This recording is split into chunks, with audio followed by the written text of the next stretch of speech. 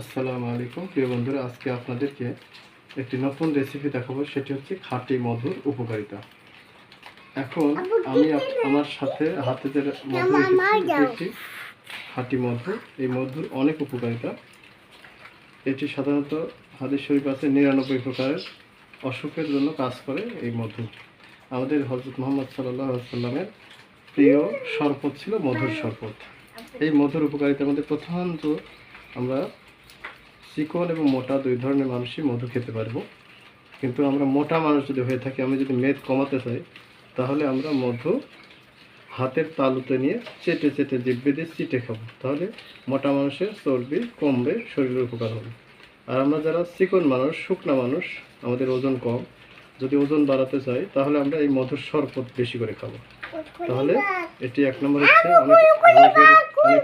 অনেক রোগের উপকার করবে এবং আমাদের দেহের রোগ প্রতিরোধ ক্ষমতা তৈরি করবে।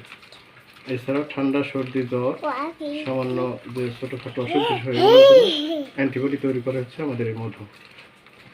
আর আরেকটি পরামর্শ দিয়ে আপনাদের, খাঁটি মধু টেস্ট করার একটা পদ্ধতি হচ্ছে, আপনি পরিষ্কার এক গ্লাস পানি নেবেন, এক ফোঁটা খাঁটি মধু আপনি নখের আঙুলে নিয়ে এক ফোঁটা মধু ওই পানিতে ছাড়বেন। যদি মধুর ফোঁটাটা একদম পানির নিচ তলা পর্যন্ত পৌঁছাবে, তারপরে সে গলা শুরু করবে, তাহলে বুঝবেন এটি খাঁটি মধু।